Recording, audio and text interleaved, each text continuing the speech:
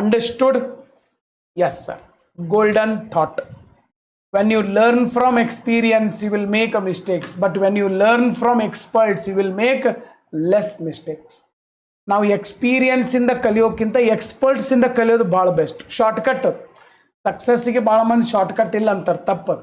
ಈಗಾಗಲೇ ಸಕ್ಸಸ್ ಆದವ್ರು ಏನೇನು ತಪ್ಪು ಮಾಡಿದಾರಲ್ಲ ಅದನ್ನ ತಿಳ್ಕೊಂಡು ಅದನ್ನು ನಾವು ಮಾಡಲಿಲ್ಲ ಅಂದ್ರೆ ಅದು ಒಂದು ಶಾರ್ಟ್ಕಟ್ಟನ. ಸಕ್ಸಸ್ಸಿಗೆ ಶಾರ್ಟ್ಕಟ್ ಇಲ್ಲ ಅಂತ ಹೇಳೋದು ಮೂರ್ಖತನ. ಅದು ಐತಲ್ಲ ಶಾರ್ಟ್ಕಟ್.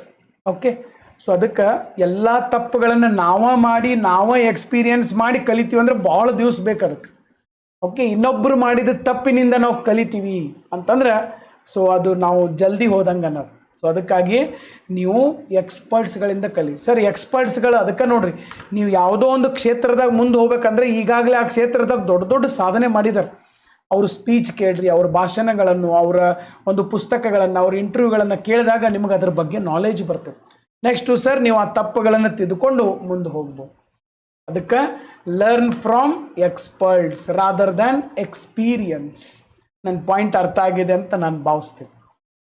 ಇನ್ನು ನೆಕ್ಸ್ಟು ಇವತ್ತೊಂದು ಕ್ವಶನ್ ಕೇಳಿದೆ ನಾನು, ಹಾರ್ನ್ ಆಫ್ ಆಫ್ರಿಕಾ ಅಂದರೆ ಎಷ್ಟು ದೇಶಗಳು ಮತ್ತು ಯಾವ್ಯಾವ? ಅದನ್ನು ನನಗೆ ಕೆಳಗಡೆ ಕಮೆಂಟ್ ಬಾಕ್ಸ್ದಾಗ ಆನ್ಸರ್ ತಪ್ಪಲ